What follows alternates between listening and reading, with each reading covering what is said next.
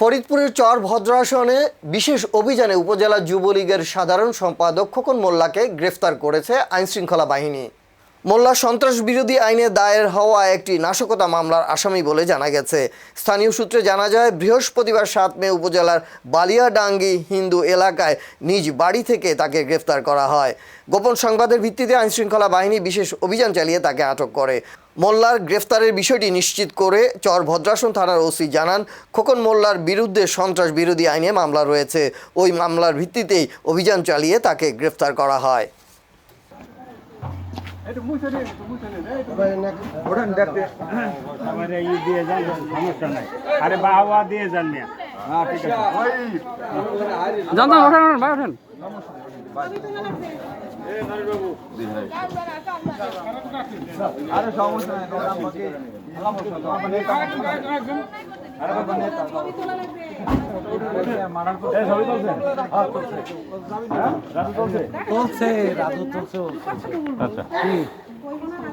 দেবেন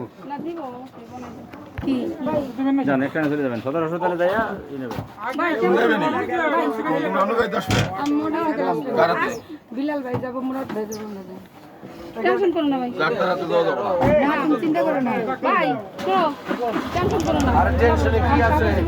গাড়ি টান দাও। আমি কাপড় চোপড় নিয়ে আসতেছি, টেনশন করো না, তুমি চিন্তা করো না।